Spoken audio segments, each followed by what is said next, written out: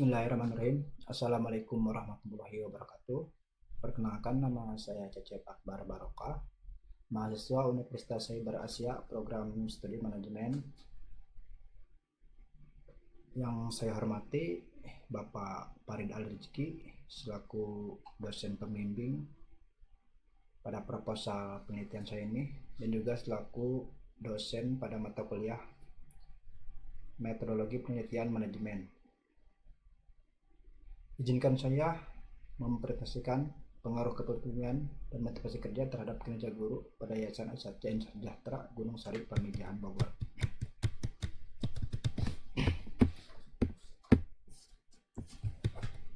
Baik, saya mulai dengan latar belakang. Jadi, berdasarkan pengamatan peneliti Yayasan Asatya Insan Sejahtera Gunung Sari Pamijahan Bogor, bahwa terjadi penurunan kinerja guru yang masih perlu ditingkatkan, seperti masih banyaknya guru yang tidak mampu menjalankan tugas dan tanggung jawabnya sesuai dengan visi misi dari tujuan yayasan, sehingga masih terdapat guru yang belum mampu memperbaharui kualitas dan kuantitasnya, terutama dalam persaingan untuk mencapai kinerja yang baik bagi yayasan dan juga bagi peserta didik. Samping itu, masih banyak guru yang belum mampu memunculkan kreativitasnya dalam beradaptasi dengan penggunaan media pembelajaran berbasis teknologi atau iptek. Selain itu, masih ada beberapa guru yang belum memiliki NUPTK dan sebagian guru yang belum berstatus guru profesional atau sertifikasi guru. Hal ini mendasari adanya penurunan pada kinerja guru pada Yayasan Asatya Insan Sejahtera Gunung Sari Pamijahan Bogor. Ada beberapa faktor yang menjadikan menurunnya kinerja guru tersebut. Namun, banyak hal dapat dilakukan dalam meningkatkan kinerja seorang guru, baik faktor internal maupun faktor eksternal. Faktor-faktor tersebut antara lain dari kepemimpinan, kedisiplinan, lingkungan kerja, motivasi, kompetensi, budaya organisasi, komunikasi, kompensasi, dan faktor-faktor lainnya. Dari beberapa faktor yang dijelaskan tersebut, tidak semua faktor yang mempengaruhi kinerja guru akan dilakukan penelitian, akan tetapi hanya berfokus pada dua faktor saja, yakni pengaruh kepemimpinan dan motivasi kerja. Baik, saya jelaskan tentang kepemimpinan. Jadi, kepemimpinan adalah suatu proses kegiatan seseorang dalam memimpin, membimbing, mempengaruhi, mengarahkan, dan mengendalikan pikiran, perasaan, atau tingkah laku orang lain. Dik dan kawan-kawan, tahun 2009, halaman 260. Sedangkan motivasi adalah suatu proses yang dimulai dengan kebutuhan dalam diri manusia yang menciptakan kekosongan dalam diri seseorang. Cuk Buma dan Obu Puma, 2014, halaman 75. Kepemimpinan yang terjadi pada Yayasan Asatya Insan Sejahtera dinilai cukup baik karena setiap tugas yang diberikan oleh yayasan kepada kepala sekolah dapat dilaksanakan dengan baik dan menghasilkan hasil yang baik pula. Kepala sekolah juga mampu memberikan wewenang dan tanggung jawab kepada guru untuk dapat menjalankan dengan sebaik-baiknya oleh para guru. Akan tetapi, dari segi lain, ada hal yang belum maksimal dilakukan oleh kepala sekolah, yaitu dalam hal masih jarangnya melakukan supervisi baik terhadap cara guru mengajar dalam kelas dan ketepatan waktu guru dalam memulai pelajaran, sehingga motivasi guru masih rendah dalam melakukan pekerjaan yang membuat kinerja guru belum optimal. Berdasarkan kepemimpinan, motivasi kerja, dan belum optimalnya kinerja guru yang ada pada Yayasan Asatya Insan Sejahtera, maka peneliti tertarik untuk melakukan penelitian yang berjudul Pengaruh Kepemimpinan dan Motivasi Kerja terhadap Kinerja Guru pada Yayasan Asatya Insan Sejahtera. Oke, berlanjut ke perumusan masalah. Jadi, perumusan masalah dalam proposal ini atau proposal penelitian ini adalah: yang pertama, apakah ada pengaruh kepemimpinan terhadap kinerja guru pada Yayasan Asatya Insan Sejahtera? Yang kedua, apakah ada pengaruh motivasi kerja terhadap kinerja guru pada Yayasan Asatya Insan Sejahtera? Kemudian, tujuan penelitian inilah yang pertama, untuk mengetahui pengaruh kepemimpinan terhadap kinerja guru pada Yayasan Asatya Insan Sejahtera. Kemudian yang kedua, untuk mengetahui pengaruh motivasi kerja terhadap kinerja guru pada Yayasan Asatya Insan Sejahtera. Untuk manfaat penelitian sendiri, manfaat teoretis, penelitian diharapkan dapat memberikan sumbangan dalam aspek teoritis atau keilmuan, yaitu bagi perkembangan ilmu manajemen khususnya pada bidang manajemen sumber daya manusia melalui pendekatan serta metode-metode yang digunakan terutama dalam upaya menggali pendekatan-pendekatan baru dalam aspek kepemimpinan dan motivasi kerja dalam peningkatan kinerja guru di berbagai yayasan pendidikan. Sementara manfaat praktisnya adalah bagi peneliti. Secara praktis, penelitian ini diharapkan memberikan sumbangan pemikiran bagi pengambilan keputusan manajemen sumber daya manusia. Baik, kita ke kajian pustaka ya. Yang pertama, kajian teori yang saya akan bahas adalah manajemen sumber daya manusia. Menurut Kaswan, tahun 2012 halaman 6, manajemen sumber daya manusia adalah bagian dari manajemen yang meliputi antara lain perencanaan, pengorganisasian, pengarahan, dan memperhatikan kesejahteraan manusia dalam organisasi agar dapat bekerja sama secara efektif dan berkontribusi terhadap kesuksesan organisasi. MSDM merupakan sistem yang punya beberapa fungsi, kebijakan, aktivitas, atau praktik, diantaranya recruitment, selection, development, compensation, retention, evaluation, promotion, dan lain-lain. Sementara fungsi operasional manajemen sumber daya manusia menurut Swasto tahun 2011 halaman 6 terdiri dari pengadaan yang meliputi analisis dan desain pekerjaan, deskripsi pekerjaan, spesifikasi pekerjaan, standar kinerja, perencanaan sumber daya manusia, rekrutmen, seleksi, dan penempatan. Yang kedua, pengembangan yang meliputi penilaian prestasi kerja, perencanaan dan pengembangan karir, pelatihan dan pengembangan.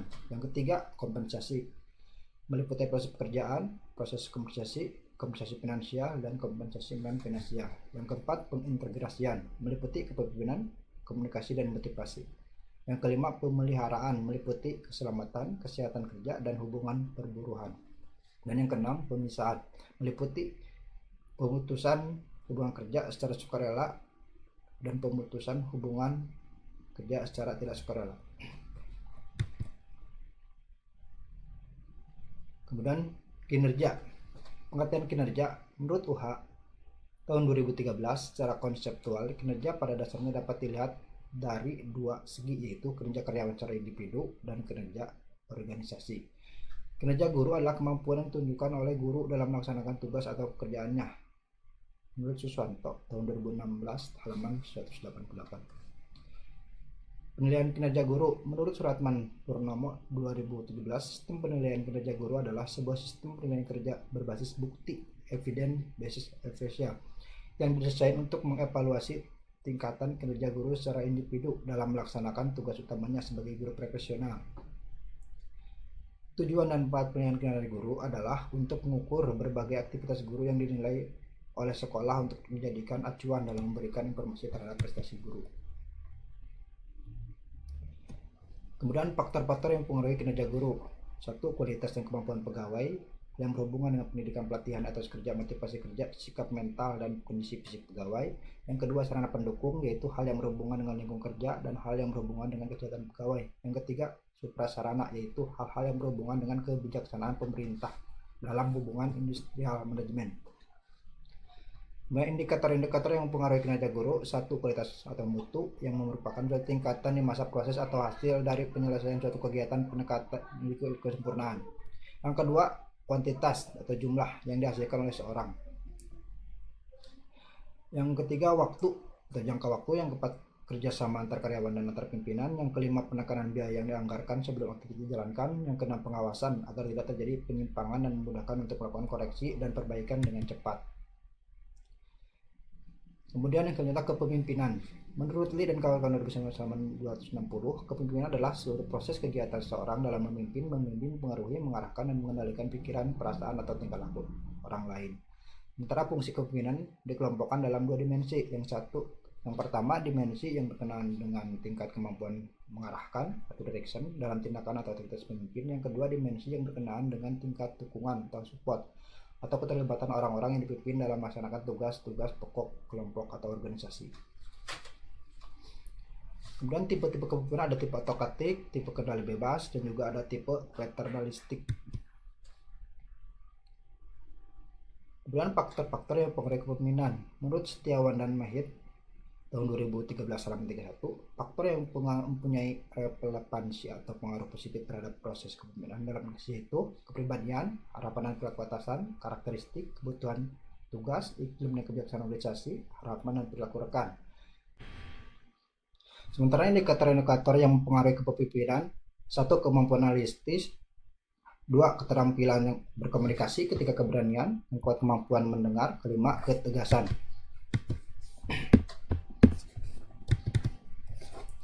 Kemudian yang selanjutnya adalah motivasi kerja. Menurut Hamali 2018 halaman 133, motivasi adalah suatu faktor yang mendorong seorang untuk melakukan suatu aktivitas tertentu. Oleh karena itu, motivasi sering kali diartikan sebagai faktor-faktor pendorong perilaku seorang. Kemudian selanjutnya, jenis-jenis motivasi kerja. Menurut Hasibuan 2017 bahwa jenis motivasi kerja sebagai terbagi dua bagian, yaitu motivasi positif atau motivasi positif, yang kedua motivasi negatif. Kemudian ciri-ciri motivasi kerja. Yang pertama, menyenangi situasi di mana ia memikul tanggung jawab. Yang kedua, menentukan tujuan prestasi. Yang ketiga, gigih dalam menghadapi kesulitan. Kemudian tujuan motivasi kerja: 1. Mengubah perilaku karyawan, meningkatkan gairah dan semangat kerja, meningkatkan disiplin kerja, meningkatkan prestasi kerja, meningkatkan rasa tanggung jawab, meningkatkan produktivitas dan efisiensi, serta menumbuhkan loyalitas karyawan. Kemudian faktor-faktor yang mempengaruhi motivasi kerja menurut Sadam dan Kadarisman dalam Eri dan Fajrin tahun 2018 mengungkapkan bahwa motivasi kerja terdapat dua faktor, yaitu faktor internal yang terdapat pada diri karyawan sendiri, misalnya terlihat sering resah dan bergejolaknya para guru. Kemudian faktor eksternal, misalnya lingkup kerja yang menyangkut sarana dan prasarana kerja yang berada di sekitar pegawai. Kemudian indikator-indikator motivasi kerja menurut Anwar Prabu Mangkunegara tahun 2019 halaman 93 dalam Bayu Padilah Etal 2013 halaman 5 sebagai berikut. Tanggung jawab: memiliki tanggung jawab pribadi yang tinggi terhadap pekerjaannya. Prestasi kerja: melakukan suatu pekerjaan dengan sebaik-baiknya. Peluang untuk maju: keinginan mendapatkan upah yang adil sesuai dengan pekerjaan. Pengakuan atas kinerja: keinginan mendapatkan upah lebih tinggi dari biasanya. Pekerjaan yang menantang: keinginan untuk belajar menguasai pekerjaan di bidangnya. Kita berlanjut ke terkaitan antar variabel. Jadi pengaruh kepemimpinan terhadap kinerja guru. Kepemimpinan punya peranan sentral dalam kehidupan organisasi maupun kelompok untuk mencapai tujuan bersama. Manusia di dalam organisasi perlu membina kebersamaan dengan mengikuti pengendalian diri pemimpinnya. Dengan pengendalian tersebut, perbedaan keinginan, kehendak, kemauan, perasaan, kebutuhan, dan lain-lain dipertemukan untuk digerakkan ke arah yang sama. Dengan demikian, berarti di dalam setiap organisasi, perbedaan individual dimanfaatkan untuk mencapai tujuan yang sama sebagai kegiatan kepemimpinan. Menurut Fahmi 2016 halaman 15, kepemimpinan merupakan suatu ilmu yang mengkaji secara komprehensif tentang bagaimana mengarahkan, mengaruhi, dan mengawasi orang lain untuk mengerjakan tugas sesuai dengan perintah yang direncanakan. Penelitian ini sebelumnya dilakukan oleh Jupridjan tahun 2017 dengan judul Efek Modernisasi Etika Kerja pada Pengaruh Kepemimpinan Transformasi dan Budaya Organisasi Terhadap Kinerja Karyawan, yang hasilnya menyatakan bahwa terdapat pengaruh positif dan signifikan antara kepemimpinan terhadap kinerja karyawan, dan dapat dilihat dari gambar 21 berikut. Kemudian masih keterkaitan antar variabel, pengaruh kepemimpinan terhadap kinerja guru. Motivasi dapat diartikan sebagai suatu gairah, semangat, dan kekuatan yang menggerakkan seorang untuk bekerja sama atau bekerja. Semakin tinggi motivasi yang dimiliki oleh seorang tersebut, maka semakin baik kinerjanya. Dia juga akan lebih mudah menghadapi setiap kendala yang ada. Sebaliknya, saat motivasi menurun, maka ia akan kehilangan performa yang semangat untuk tetap menghasilkan nilai positif dalam pekerjaannya. Penelitian yang dilakukan Muhammad Zulkifli tahun 2013 dengan judul Pengaruh Gaya Kepemimpinan Motivasi, Disiplin Kerja, Kompetensi, dan Budaya Organisasi Terhadap Kinerja Pegawai. Hasilnya menyatakan bahwa terdapat pengaruh positif dan signifikan antara motivasi kerja terhadap kinerja karyawan, dan dapat dilihat dari bagan tersebut. Sementara untuk penelitian yang terdahulu, bisa lihat ya tabel sini. Yang pertama dari Ruslena Septiana dan kawan-kawan tahun 2013, kemudian Karo A, Leliana Puspitasari dan Diki Hendrawan tahun 2020, Agus Purwanto dan kawan-kawan tahun 2020, Ali Imron tahun 2019, Zainal Al-Fathan Minata tahun 2022. Kemudian kerangka penelitian dari proposal ini berdasarkan fenomena yang ada dan hasil penelitian terdahulu dapat dibangun kerangka konseptual penelitian sebagai berikut. Jadi kepemimpinan atau X1 dan juga motivasi kerja atau X2 dapat berpengaruh terhadap kinerja guru. Kemudian hipotesis pada penelitian ini merupakan penyataan. Jadi hipotesis adalah penyataan sementara berupa dugaan mengenai apa saja yang sedang kita amati dalam usaha untuk memahaminya. Hipotesis merupakan kebenaran semata yang masih harus diuji. Oleh karena itu, hipotesis berfungsi sebagai cara untuk menguji kebenaran. Suryana dan Henryani tahun 2015 halaman 98.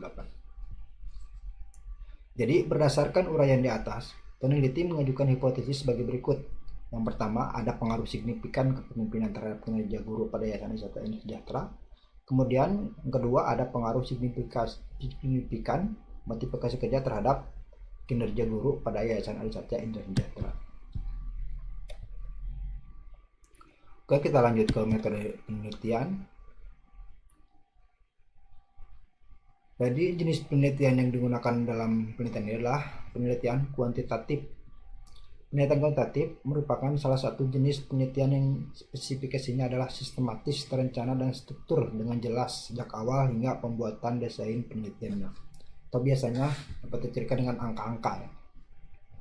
Kemudian pendekatan penelitiannya adalah pendekatan deskriptif dengan tujuan untuk mendeskripsikan objek penelitian atau hasil penelitian.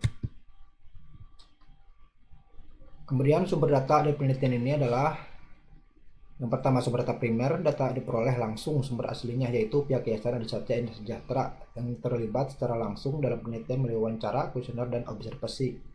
Kemudian sumber data sekundernya didapat melalui berbagai sumber yaitu literatur artikel serta situs internet yang berkenaan dengan penelitian yang dilakukan. Untuk teknik pengumpulan data, yang pertama wawancara atau interview, yaitu melakukan tanya jawab dengan pihak yang mempunyai wewenang untuk memberikan data yang dibutuhkan. Kemudian daftar pertanyaan angket atau kuesioner menggunakan skala Likert dengan bentuk checklist. Kemudian studi dokumentasi, yaitu mempelajari dokumen-dokumen yang ada pada Yayasan Wisata Indah Sejahtera. Sementara untuk populasi dan sampel, populasi dalam penelitian ini adalah guru-guru pada Yayasan Wisata Indah Sejahtera. Kemudian sampelnya sendiri, penelitian ini mengambil sampel sebanyak 33 orang yang terdiri dari 12 orang laki-laki dan 21 orang perempuan. Mungkin demikian presentasi proposal penelitian saya ini. Kurang dan lebihnya mohon dimaafkan. Dan saya ucapkan terima kasih yang sebesar-besarnya kepada Bapak Farid Harizki yang telah membantu membimbing dalam menyelesaikan proposal penelitian ini. Sekian, Assalamualaikum warahmatullahi wabarakatuh.